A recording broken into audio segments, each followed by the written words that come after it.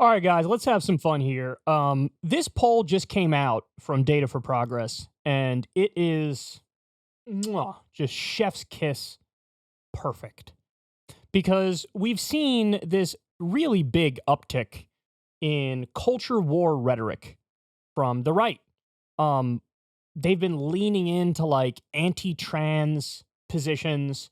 If you remember in the previous election, they tried to make it all about crime for one thing. And they didn't do well in the midterms. They also were big on like the stop the steal, still saying like rigged election type stuff. Didn't work.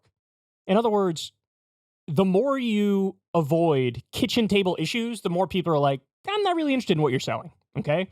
Well, now look at these numbers. Even Republicans think the amount of anti-LGBTQ plus legislation is excessive and political theater. There are currently 429 bills passing through state legislatures aimed at limiting the rights of transgender and gay people in America. Which statement comes closer to your own view, even if neither is exactly right? So one of the options is this is too much legislation. Politicians are playing political theater and using these bills as a wedge issue. The other position is this is the right amount of legislation. Politicians are dealing with a real danger that needs to be addressed. So for all likely voters, 64% say this is too much and it's political theater. Only 25% say this is the right amount. Among Democrats, 72% say this is too much.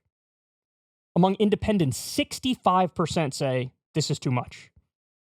Even among Republicans, 55% say this is too much legislation. Only 33% of the Republican base say this is the right amount of anti-LGBTQ plus legislation. Wow. I know it's been said a million times before, but it's true. Twitter is not real life. The internet is not real life. I mean, look, you can make an argument. It's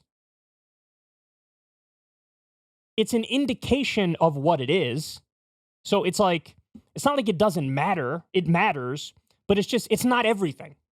And with a lot of politicians, what happens is they start thinking it's everything. They start thinking Twitter is real life. Online is indicative of everything and everybody across the country. When the reality is this, man, people are just living their lives. Most people fancy themselves relatively apolitical. And, they look around and go, I don't know, who's going to lower my bill at the grocery store? Who's going to help me with these healthcare costs? My husband could use some paid vacation time. Are any of you going to fight for some paid vacation time? In the case of Trump, they might be like, I don't know, he seems like he's a criminal. There's a lot of smoke there. There's probably fire. Like this is how regular people react to politics. They're not listening to Matt Walsh tirades on a daily basis and going, oh, the trans scourge is coming for us all. By next Tuesday, my little boy will be a girl. That's not happening. And so look, they leaned into the culture war the last time. They got draxed. They're going to lean into it again and get draxed. And it's not even motivating their own base. It's not. It's not at all. And so I love this because it really just puts in perspective what people really want from their politicians. It's much more economic focused. It's much more on real kitchen table issues.